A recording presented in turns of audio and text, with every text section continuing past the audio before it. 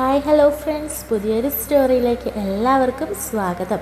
അപ്പോൾ കിളിക്കൂടിൻ്റെ പുതിയ വിശേഷങ്ങളിലേക്ക് പോയാലോ. അങ്ങനെ നമ്മുടെ സുധീഷിനെ ഏട്ടന്മാരും അതുപോലെ തന്നെ അനിയന്മാരും ഒക്കെ ചേർന്ന് രക്ഷിച്ചുകൊണ്ട് വരികയാണേ. അങ്ങനെ നമ്മുടെ നിധിയുടെ അച്ഛൻ്റെയും സഹോദരൻ്റെയും ഒക്കെ പ്ലാനിങ്ങുകൾ ചീറ്റി പോകുകയാണ് കേട്ടോ. പകരം തൻ്റെ മകൾ തന്നിൽ നിന്നും എന്നേക്കുമായിട്ട് അങ്ങ് അകന്നു പോവുകയും കൂടിയാണ്. അച്ഛൻ്റെയും അതുപോലെ തന്നെ ഏട്ടൻ്റെയും തനി സ്വരൂപം നമ്മുടെ നിധിക്ക് മുൻപിൽ കാട്ടിക്കൊടുക്കുകയാണ് കേട്ടോ. അങ്ങനെ പിന്നീട് കാണിക്കുന്നത് എല്ലാവരും കൂടെ പുറത്തേക്ക് പോകുകയാണ്. അതായത് നിധിയാണെങ്കിൽ ഇനി എനിക്കിങ്ങനെ ഒരു അച്ഛനേ ഇല്ല, ഇനി എനിക്ക് ഇങ്ങനൊരു ബന്ധവും ഇവിടെ ഇല്ല, ഒരാളെ കൊന്ന് പകരം വീട്ടേണ്ട ആവശ്യമൊന്നും അച്ഛനില്ല, മറ്റുള്ളവരുടെ മനസ്സ് കാണാൻ സാധിക്കണം, എന്നെ ഇനിയും നിങ്ങൾ ഇവിടെ പൂട്ടിയിട്ടാനാണ് നിങ്ങളുടെ ഉദ്ദേശം, അതായിരുന്നു അല്ലേ, എങ്ങനെ നിങ്ങൾക്ക് ഇങ്ങനെയൊക്കെ ചതിക്കാൻ തോന്നുന്നു എന്നൊക്കെ പറഞ്ഞിട്ട് നിധി അവിടെ നിന്നും ഇറങ്ങുകയാണ് കേട്ടോ. ആ ഒരു സമയത്ത് നമ്മുടെ സുധീഷാണെങ്കിൽ ആ ഒരു വണ്ടി, അതായത് ഗുണ്ടകൾ തട്ടിക്കൊണ്ട് പോകാൻ ഉപയോഗിച്ച ആ ഒരു വണ്ടി ഉണ്ടല്ലോ, അതിൻ്റെ ചാവി വാങ്ങിച്ചിട്ടായിരിക്കും പോകുന്നത്. എന്നിട്ട് പറയുന്നുണ്ട്, അതെ ഈ ചാവി ഞാൻ അങ്ങ് എടുക്കുകയാണ്, ഈ വണ്ടി നിങ്ങൾക്ക് ആവശ്യമുണ്ടെങ്കിൽ ഡ്രൈവറെയോ ആരെങ്കിലും അങ്ങോട്ടേക്ക് പറഞ്ഞു വിട്ടേര്, ഞങ്ങൾ കൊടുത്തു വിട്ടേക്കാം എന്നൊക്കെ പറഞ്ഞിട്ട് ആ ചാവിയും കൊണ്ട് വരികയാണ് കേട്ടോ. അങ്ങനെ എല്ലാവരും ആ നിധിയുടെ വീടിൻ്റെ പടി ഇറങ്ങുകയാണ്. ആ ഒരു സമയത്ത് നിധി പറയുന്നുണ്ട്, എല്ലാവരും എന്നോട് ക്ഷമിക്കണം ഏട്ടാ, എന്നോട് ക്ഷമിക്കണം, ഒരു വിധത്തിൽ ഞാനും കൂടെ കാരണക്കാരിയായില്ല ഈ ഒരു പ്രശ്നങ്ങൾക്കെല്ലാം. സുധീഷിന് ഒരുപാട് തല്ല് കിട്ടിയിട്ടുണ്ടല്ലോ, അതിനൊക്കെ ഞാൻ തന്നെയല്ലേ കാരണക്കാരി, എന്നോട് ക്ഷമിക്കണേ, സോറി എന്നൊക്കെ പറയാൻ കേട്ടോ. ആ സമയത്ത് സുഭാഷേട്ടൻ പറയുന്നുണ്ട്, എന്തിനാ മോളെ ഇങ്ങനെയൊക്കെ പറയുന്നത്, നീ അറിഞ്ഞുകൊണ്ടൊന്നും അല്ലല്ലോ, നിൻ്റെ അച്ഛനും സഹോദരനും അമ്മയും കൂടെ ഒക്കെ ചെയ്യുന്നതിന് നീ എന്ത് പഴിച്ചു, നിന്നെ ഒരിക്കലും ഞങ്ങൾ ആ കണ്ണുകൊണ്ട് കണ്ടിട്ടില്ല, ഇത്രയും നേരം നിൻ്റെ വീട്ടുകാരുടെ മുൻപിൽ അവരുടെ ഭാഗത്ത് തെറ്റുണ്ട് എങ്കിൽ പോലും നീ ഞങ്ങൾക്ക് സപ്പോർട്ടായിട്ടല്ലേ സംസാരിച്ചത് മുഴുവൻ. എത്രയൊക്കെ പറഞ്ഞാലും നിൻ്റെ സ്വന്തം വീട്ടുകാരല്ലേ നിന്നെ ഇത്രയും നാളും വളർത്തിയത്, അവരെ പോലും എതിർത്ത് നീ ഞങ്ങൾക്ക് വേണ്ടിയിട്ട് സംസാരിക്കുകയല്ലായിരുന്നു, അത് മതി ഞങ്ങൾക്ക്, അത് മാത്രം മതി മോളെ, നീ ഇങ്ങ് ബാ, നീ അതൊന്നും ഓർത്ത് വിഷമിക്കണ്ട എന്നൊക്കെ പറയാൻ കേട്ടോ. അപ്പോൾ നമ്മുടെ സുധീഷ് പറഞ്ഞിട്ടുണ്ട്, അതെ ഞാനിപ്പോൾ വരാം, എന്തിനാ ഇനി വല്ല പ്രശ്നം ഉണ്ടാക്കാൻ നീ പോകുകയാണോ, ഒന്നും വേണ്ട വന്നേ എന്ന് സുഭാഷേട്ടൻ പറയുമ്പോൾ, അല്ലേട്ടാ ഒരു കാര്യമുണ്ട്, അത് തീർത്തിട്ട് വരാം, നിങ്ങളിവിടെ നിൽക്കുക, ഒരു 5 മിനിറ്റ് അത്രയും പോലും എടുക്കില്ല എന്ന് പറഞ്ഞിട്ട് സുധീഷ് നല്ല മാസ്സായിട്ട് ഉള്ളിലേക്ക് കയറി പോകുകയാണെ. കയറി ചെന്നതും മറ്റൊന്നിനുമല്ല, നമ്മുടെ അരുണിൻ്റെ ചെകിട്ടത്ത് നോക്കി ഒരു ആറഞ്ചും പുറഞ്ച് 3-4 അടിയങ്ങ് അടിക്കാൻ കേട്ടോ. അരുണും ഭയന്ന് പോവുകയാണ്, എന്താടാ നീ കാണിക്കുന്നത് എന്ന് പറഞ്ഞ കയ്യിലൊക്കെ കയറി പിടിക്കുമ്പോൾ, വേണ്ടടാ വേണ്ട, ദേ ഒരു കാര്യം ഞാൻ പറഞ്ഞേക്കാം, അവിടെ ഇരുട്ടടി അടിച്ചത് വേഷവും മാറി വന്നിട്ട് എന്നെ അവിടെ ഇട്ട് ഇരുട്ടടി അടിച്ചത് നീയാണെന്ന് എനിക്ക് നന്നായിട്ടറിയാം, ഞാൻ ഓങ്ങി വെച്ചതാണ് നിനക്കിട്ടൊന്ന് തരാൻ വേണ്ടിയിട്ട് എന്ന് പറയാൻ കേട്ടോ. ഈ സമയത്ത് നമ്മുടെ നിധിയുടെ അച്ഛനാണെങ്കിൽ വന്ന് പിടിച്ചു മാറ്റാൻ ശ്രമിക്കുന്നുണ്ടെങ്കിലും പറയുന്നുണ്ട്, അതെ വയസ്സിന് മൂത്താളായിപ്പോയി, അതുകൊണ്ട് അല്ലെങ്കിൽ ഈ അടി നിങ്ങളുടെ കരണത്ത് വീഴേണ്ടത്, അതുകൊണ്ട് മാറി നിന്നോണം എന്ന് പറഞ്ഞ് പിടിച്ചങ്ങ് തള്ളി വിടുകയാണ് കേട്ടോ. അങ്ങനെ ഐശ്യവും ദേഷ്യവും അടങ്ങാത്ത വൈരാഗ്യവുമായിട്ട് നമ്മുടെ നിധിയുടെ അച്ഛൻ അങ്ങനെ നിൽക്കുകയാണ്, അങ്ങനെ തിരിഞ്ഞു നിൽക്കുകയാണ്, തൻ്റെ മകനെ തല്ലുന്നത് കണ്ടിട്ട് പ്രതികരിക്കാൻ പോലും കഴിയാതെ വല്ലാത്തൊരവസ്ഥയിൽ നിൽക്കുകയാണ് കേട്ടോ. ആ സമയത്ത് ആരും ഒന്നും മിണ്ടാൻ നിൽക്കുകയാണ്. ഇവൻ അതായത് നമ്മുടെ സുധീഷാണെങ്കിൽ അങ്ങ് ആറഞ്ചം പുറഞ്ഞു കൊടുക്കുകയാണ്, കാരണം സുധീഷിനിട്ട് അതുപോലെ തല്ലിയിട്ടുണ്ട് കേട്ടോ അരുൺ. ആ ഒരു പ്രതികാരം അങ്ങ് തീർത്തതാണ്. എന്നിട്ട് ആ ഒരു വണ്ടിയുടെ കീയും എടുത്തുകൊണ്ട് അങ്ങനെ പോകാൻ കേട്ടോ. അങ്ങനെ അവിടെ ചെന്നിട്ട് സുഭാഷേട്ടനോടും അതുപോലെ നിധിയോടൊക്കെ പറയുന്നുണ്ട്, ഞാനേ വണ്ടിയുടെ താക്കോല് വാങ്ങിച്ചിട്ടുണ്ട്, ഈ വണ്ടിയിൽ നമുക്ക് പോകാം, അവന്മാർ ഫുൾ ടാങ്ക് ഡീസൽ അടിച്ചിരിക്കുന്നത് ഞാൻ കേട്ടിരുന്നു, അപ്പോൾ നമുക്ക് വീട്ടിലേക്ക് പോകാൻ അത് തന്നെ ധാരാളം, അതിൻ്റെ ഒന്നും ആവശ്യമില്ല, എന്തിനാണ് അതൊക്കെ, അതൊന്നും ഏട്ടന് പറഞ്ഞാൽ മനസ്സിലാവില്ല, നമ്മളെങ്ങനെ പോകുന്നതായി പറയുന്നത്, ക്യാബ് വിളിച്ചാൽ പോലും 4 പേർക്കല്ലേ പോകാൻ കഴിയുള്ളൂ, നമ്മൾ 5 പേരില്ലേ, പിന്നെ എങ്ങനെ പോകുന്ന, അത് ഇവരിത്രയും ദ്രോഹങ്ങൾ നമ്മളോട് ചെയ്തതല്ലേ, അതുകൊണ്ട് ചെറിയൊരു ഡോസാണെന്ന് കരുതിയാൽ മതി ഏട്ടാ, നമുക്കങ്ങ് പോകാം ഈ വണ്ടിയിൽ തന്നെ, ഞാൻ പറഞ്ഞിട്ടുണ്ട് വണ്ടി വേണമെങ്കിൽ ആ ഡ്രൈവറെ അങ്ങ് വിട്ടേച്ചാൽ മതിയെന്ന്, അതിനൊന്നും ഇവർ മടിക്കില്ല, വാ ഏട്ടാ നമുക്ക് പോകാം. അപ്പോൾ നിധി പറയുന്നുണ്ട്, സുധീഷ് പറഞ്ഞതിലും കാര്യമുണ്ട്, നമുക്ക് ഈ വണ്ടിയിൽ തന്നെ പോകാം, ഇത്രയൊക്കെ ചെയ്തു വെച്ചത് അവരല്ലേ, അപ്പോൾ നമ്മൾ ഇത്രയെങ്കിലും ചെയ്തില്ലെങ്കിൽ മോശമല്ലേ, നമ്മളെന്തിനാ മറ്റുള്ളവരെ ഇതാക്കാൻ പോകുന്നത് എന്നൊക്കെ പറഞ്ഞിട്ട് നിധിയും അതുപോലെ തന്നെ എല്ലാവരും വണ്ടിയിൽ കയറി അങ്ങനെ പോകാൻ കേട്ടോ. അപ്പോൾ വണ്ടി ഓടിക്കുന്നത് നമ്മുടെ സുധീഷായിരിക്കുമേ, ഫ്രണ്ടിൽ തന്നെ നിധിയും ഇരിപ്പുണ്ടായിരിക്കും കേട്ടോ. അങ്ങനെ ബാക്കി 3 പേരും പുറകിലും ഇരിക്കുകയാണേ. അങ്ങനെ പിന്നീട് ഈ ഒരു സമയത്തെല്ലാം നിധി നന്നായിട്ട് കരഞ്ഞുകൊണ്ടായിരിക്കും കേട്ടോ വണ്ടിയിൽ യാത്ര ചെയ്യുന്നത്. അപ്പോൾ പെട്ടെന്ന് നിധിയോട് എന്താ മോളെ നീ മിണ്ടാതിരിക്കുന്നത് എന്നിങ്ങനെ സുഭാഷ് ഏട്ടൻ ചോദിക്കുമ്പോൾ അത് പിന്നെ എൻ്റെ മനസ്സിന് വല്ലാത്തൊരു വിഷമം എല്ലാം ഞാൻ കാരണമല്ലേ നിങ്ങൾക്ക് ഇത്രയും പ്രശ്നങ്ങൾ ഉണ്ടായത്, ഞാൻ കാരണമല്ലേ നിങ്ങളുടെ സമാധാനം മൊത്തം നഷ്ടപ്പെട്ടത്, ഞാൻ കാരണമല്ലേ ഇവർക്കൊക്കെ അടി കിട്ടിയത്. അത് ഓർക്കുമ്പോൾ എനിക്ക് വല്ലാത്ത പ്രയാസമേട്ടാ. ഞാൻ സോറി ചോദിക്കുക എല്ലാവരോടും. അയ്യോ മോളെ നീ അതൊന്ന് വിട്, നീ എന്തിനാ ഞങ്ങളോട് ഇങ്ങനെ സോറി ചോദിക്കുന്നത്? ഞങ്ങൾ പറഞ്ഞല്ലോ ഞങ്ങൾക്ക് അതിന് യാതൊരുവിധ ബുദ്ധിമുട്ടോ അല്ലെങ്കിൽ ഒരു പ്രശ്നമോ ഇല്ലയെന്ന്. മോൾ എപ്പോഴും ഞങ്ങളുടെ കൂട്ടത്തിൽ ഇങ്ങനെ സന്തോഷത്തോടെ ഇരുന്നാൽ മതി. ഞങ്ങൾക്ക് എതിരായിട്ടൊന്നും സംസാരിച്ചില്ലല്ലോ. പിന്നെ അവരുടെ നിൻ്റെ വീട്ടിൽ വെച്ചിട്ടാണെങ്കിലും മോള് സുധീഷിനെ സപ്പോർട്ട് ചെയ്തല്ലേ സംസാരിച്ചത്. അത് തന്നെ ഞങ്ങളുടെ മനസ്സ് നിറഞ്ഞു. അതുകൊണ്ട് മോൾ ഇനി സോറി ഒന്നും ചോദിക്കണ്ട, വിഷമിക്കാതെ സങ്കടപ്പെടാതെ മുണങ്ങിയിരിക്കുക എന്നൊക്കെ പറയാൻ കേട്ടോ. ഈ സമയത്ത് നമ്മുടെ സുധീഷ് പറഞ്ഞിട്ട് അറിഞ്ഞോ പുറഞ്ഞോ അടി കിട്ടിയത്, അതുകൊണ്ട് തന്നെ നല്ല മേലുവേദനയൊക്കെ ഉണ്ട് എന്നൊക്കെ പറയുമ്പോഴത്തേക്കിനും നമ്മുടെ സുഭാഷ് ഏട്ടൻ പറയുന്നുണ്ട്, ഞാൻ നിന്നോട് പറയാനിരിക്കുകയായിരുന്നു, നീ ഇനി ബാക്കിൽ വന്നിരിക്കുക, ഇനി ഇവൻ വണ്ടി ഓടിച്ചോളും, നീ ഇങ്ങനെ ദേഹമൊക്കെ വേദനയായിട്ട് ഇരിക്കുകയല്ലേ, കെട്ടിയൊക്കെ ഇട്ടതല്ലേ, നീ ഇങ്ങോട്ടേക്ക് വാ എന്ന് പറഞ്ഞിട്ട് അനിയനെ പറഞ്ഞു വിടുകയാണ് കേട്ടോ. ഈ സമയത്ത് നമ്മുടെ സുധീഷ് പുറകിലിരിക്കുകയാണ്. അപ്പോൾ സുധീഷ് പറയുന്നുണ്ട്, എടാ നികേഷേ നിനക്ക് വോമിറ്റ് ചെയ്യാൻ വരുന്നതല്ലേ നീ മുമ്പേ പറഞ്ഞത്, എന്നാലേ നീ ആ ഫ്രണ്ട് സീറ്റിൽ പോയിരുന്നോ, നിധി പുറകിൽ വന്നിരിക്കട്ടെ എന്ന് പറഞ്ഞ് തന്ത്രപൂർവ്വം നിധിയെ തൻ്റെ അടുക്കിലേക്ക് വന്ന് ഇരുത്തിപ്പിക്കുകയാണ് കേട്ടോ. എന്നിട്ട് നിധിയോട് തൊട്ടൊരുമ ഇരിക്കുകയാണ്. എന്നിട്ട് മുഖത്ത് വല്ലാത്തൊരു സന്തോഷം കേട്ടോ സുധീഷിൻ്റെത്. എന്നിട്ട് അറിയിക്കാത്ത രീതിയിൽ അങ്ങനെ ഇരിക്കുകയാണ്. അങ്ങനെ പിന്നീട് കാണിക്കുന്നത് ഇവർ വീട്ടിലെത്തുകയാണ് കേട്ടോ. വീട്ടിലെത്തിയതിന് ശേഷം അപ്പോൾ നമ്മുടെ അച്ഛനാണെങ്കിൽ മുറ്റത്ത് തന്നെ ഇരിപ്പുണ്ടായിരിക്കുക. പക്ഷെ കുട്ടികൾ വന്നത് കണ്ടിട്ട് ഒന്നും മൈൻഡ് പോലും ചെയ്യുന്നില്ലേ. ആ ഒരു സമയത്ത് അവന്മാർ പറയുന്നുണ്ട്, കണ്ടോ എന്നാ ഒരു തന്തയായത്, ഇത്രയും പ്രശ്നങ്ങളുണ്ടായിട്ട് അങ്ങനെ വായിന്ന് കമോ എന്നൊരു അക്ഷരം വന്നു എന്നൊക്കെ നികേഷ് ചോദിക്കുകയാണേ. അപ്പോൾ നമ്മുടെ നിധി പറയുന്നുണ്ട്, അത് വിട്ടുകളാ എന്ന് പറഞ്ഞിട്ട് സുഭാഷ് ഏട്ടനും പറയുന്നുണ്ട്, എപ്പോഴും ഇങ്ങനെ തന്നെ അല്ലേടാ, ഇതിൽ വലിയ പുതുമയൊന്നും കാണിക്കേണ്ട കാര്യമില്ലല്ലോ. എന്നാലും എൻ്റെ ഏട്ടാ ഇത്രയും പ്രശ്നങ്ങൾ ഒരാൾ കാണാതെ പോയിട്ട് അയാളെ തിരികെ കിട്ടി എല്ലാ പ്രശ്നങ്ങളുമായിട്ട് വീട്ടിലേക്ക് വന്ന് കയറുമ്പോൾ ഒരു വാക്കെങ്കിലും അയാൾക്ക് ചോദിക്കാമല്ലോ, എന്തൊരു കഠിന ഹൃദയനായാൾ എന്നൊക്കെ പറയാൻ കേട്ടോ. ഇതൊക്കെ കേട്ട് നമ്മുടെ പുള്ളിക്കാരൻ അവിടെ ചിരിച്ചുകൊണ്ടിരുന്നതല്ലാതെ കമാന്നൊരു അക്ഷരം വേണ്ടിയിട്ടില്ല. എന്നാൽ സുധീഷിന് എന്തെങ്കിലും സംഭവിച്ചോ, സുധീഷിനെ ആര് കൊണ്ടുപോയതാ, സുധീഷിനെ എന്തിനാ ഇങ്ങനെയൊക്കെ ചെയ്തതെന്നോ അങ്ങനെ ഒരു വിവരം അയാൾക്കറിയണ്ട. ഇങ്ങനെ ചിരിച്ചുകൊണ്ട് അങ്ങനെ ഇരിക്കുകയാണേ. അങ്ങനെ പിന്നീട് കാണിക്കുന്നത് നമ്മുടെ സുഭാഷ് ഏട്ടനാണെങ്കിൽ വെള്ളമൊക്കെ എടുത്തുകൊണ്ട് നമ്മുടെ നികേഷിന് കൊടുക്കുകയാണേ. അപ്പോൾ നികേഷ് അത് കുടിച്ചിട്ട് അവിടെ വെക്കുകയാണ്. അപ്പോൾ മോളെ നിനക്ക് വേണമെന്ന് ചോദിക്കുമ്പോൾ ഏട്ടാ എന്ന് പറഞ്ഞിട്ട് നികേഷ് കുടിച്ച് വെള്ളം എടുത്ത് കുടിക്കുമ്പോൾ അത് വേണ്ട, ഞാൻ നിനക്ക് വേറെ എടുത്തുകൊണ്ട് തരാം. അതെ നികേഷ് കുടിച്ചതാ, അതിനിപ്പോൾ എന്താ ഏട്ടാ എന്ന് പറഞ്ഞിട്ട് അത് വാങ്ങി കുടിക്കാൻ കേട്ടോ. അത് കാണുമ്പോൾ എല്ലാവരുടെയും മുഖത്ത് ഒരു സന്തോഷം പിരിയാണ്.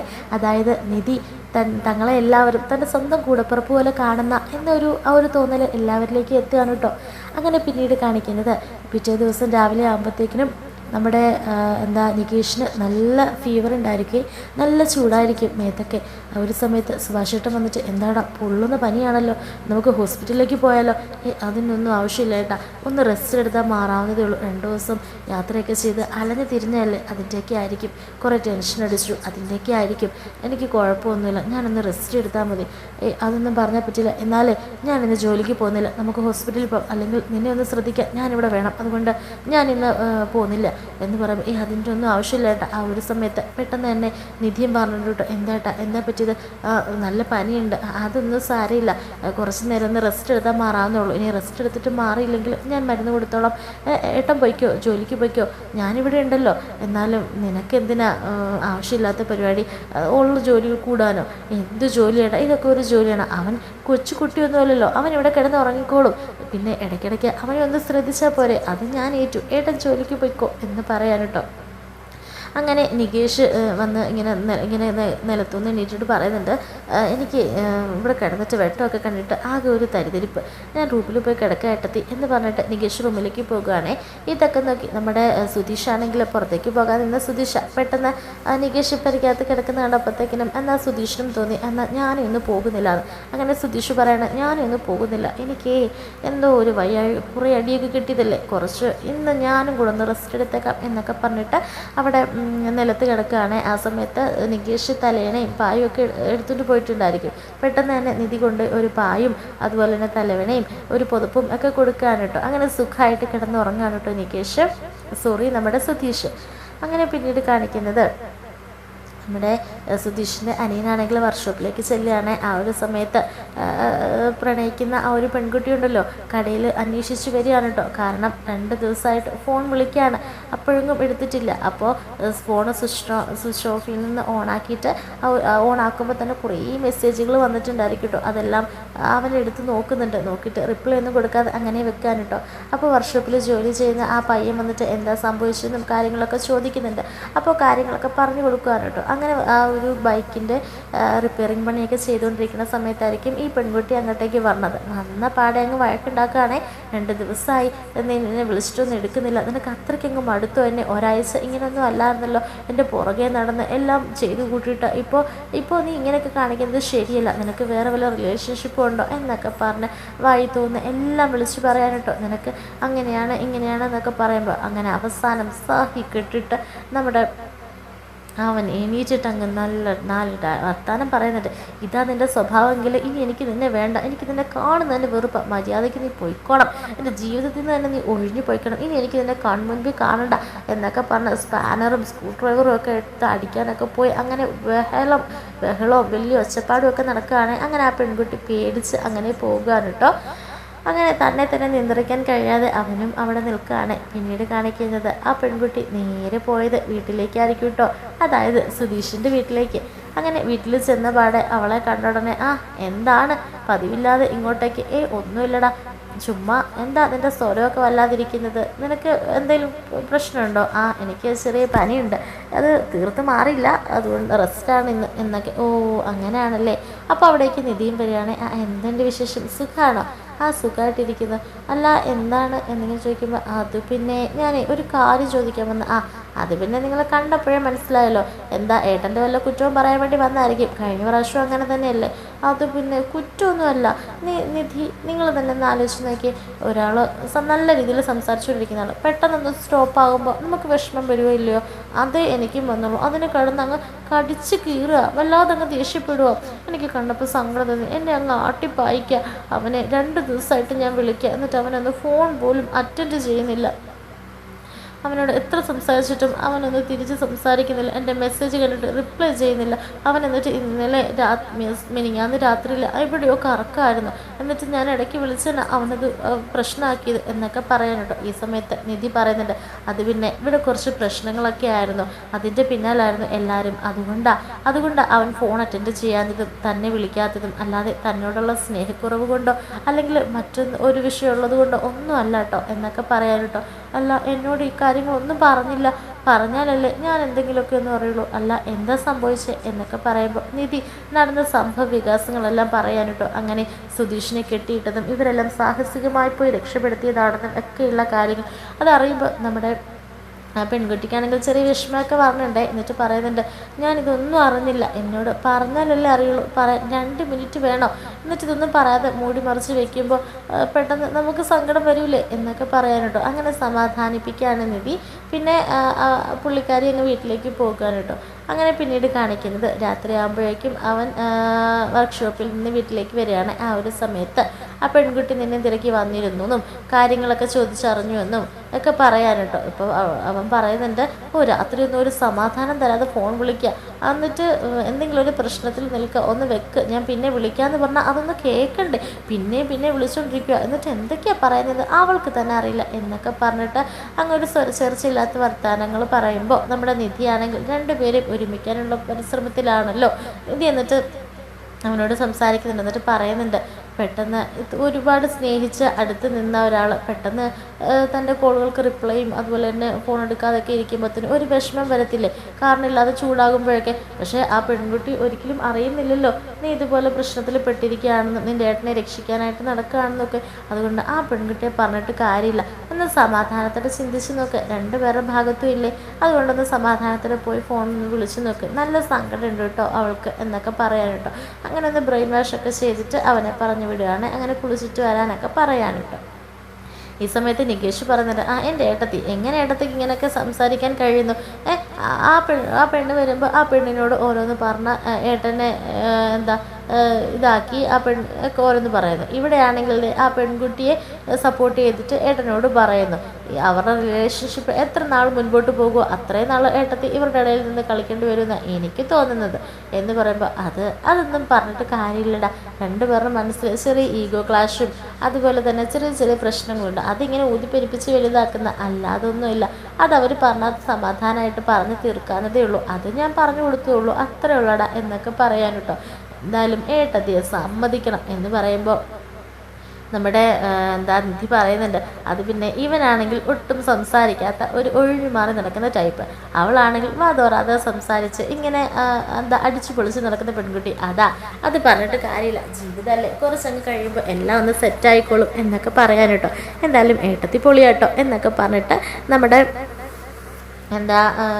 നികേഷ് പോകുകയാണ് കേട്ടോ. അങ്ങനെ പിന്നീട് കാണിക്കുന്നത് ഓരോ കാര്യങ്ങൾ ഇങ്ങനെ അവർ സംസാരിച്ചുകൊണ്ടിരിക്കുകയാണ്. ആ ഒരു സമയത്ത് നമ്മുടെ സുഭാഷ് ഏട്ടൻ പറയുന്നുണ്ട്, എന്തൊക്കെ പറഞ്ഞാലും നിന്നെക്കുറിച്ച് ഒരക്ഷരം തെറ്റിദ്ധരിച്ച് പറഞ്ഞിട്ടില്ല ഈ നിധി. അത് തന്നെ ഏറ്റവും വലിയ കാര്യമാണ്. പിന്നെ നിധിയാണെങ്കിൽ തൻ്റെ വീട്ടുകാരോട് നിനക്ക് വേണ്ടിയിട്ട് വാദിച്ച് ജയിച്ച ഇങ്ങോട്ടേക്ക് വന്നത്, ഒരു തരിമ്പ് പോലും നിന്നെ അവർക്ക് വിട്ടുകൊടുത്തിട്ടില്ല എന്നൊക്കെ പറയാൻ കേട്ടോ. അപ്പോൾ സുധീഷ് പറഞ്ഞത് അതൊക്കെ എനിക്കറിയാട്ടാ. പിന്നെ ഞാനൊരു കാര്യം പറ്റേ, ഞാനൊരു ചെറിയ മോഷണം നടത്തി. ഒരു ചെറിയ മോഷണം എന്ന് പറഞ്ഞിട്ട് പോക്കറ്റിൽ നിന്ന് 2 ഗോൾഡ് കോയിൻസ് എടുക്കുകയാണേ. അങ്ങനെ ആ കോയിൻസ് കാണിക്കുമ്പോൾ എല്ലാവരും ഞെട്ടിത്തെറിച്ച് നിൽക്കുക. അപ്പോൾ സുഭാഷ് ഏട്ടൻ ചോദിക്കുന്നുണ്ട്, എന്താടാ ഈ കാണിച്ചത്, നീ എന്തിനാടാ ഇതൊക്കെ എടുത്തുകൊണ്ട് വന്നത്, നിനക്ക് നാണമില്ലടാ എന്നൊക്കെ ചോദിക്കുമ്പോൾ അത് പിന്നെ ഇതൊക്കെ ഞാൻ എടുത്തത് നമ്മുടെ ഹോസ്പിറ്റൽ ചിലവിനാണ്, അവർ തരുമോ, നമ്മളിങ്ങനെ ഇത്ര ആക്കി വെച്ചിട്ട് അവർ നമുക്ക് ഹോസ്പിറ്റലിൽ പോകാനുള്ള കാശ് തരുമോ, അതുകൊണ്ട് ഞാൻ എടുത്ത ഈ ചെറിയ 2 മാത്രമേ എടുത്തിട്ടുള്ളൂ എന്ന് പറയാനോട്ടോ. ഈ സമയത്ത് നിധി അവനെ വലിച്ചു കീറുമെന്ന് ഓർത്തെങ്കിലും നിധിയും പറയുന്നുണ്ട്, അവൻ പറഞ്ഞതിൽ സുധീഷ് പറഞ്ഞതിൽ എന്തായിട്ടാ തെറ്റുള്ളത്, അവർ ചെയ്ത ക്രൂരത, അവരല്ലേ ഇതെല്ലാം പ്ലാൻ ചെയ്ത് സിനിമാറ്റിക് സ്റ്റൈലിൽ നടത്തിയത്.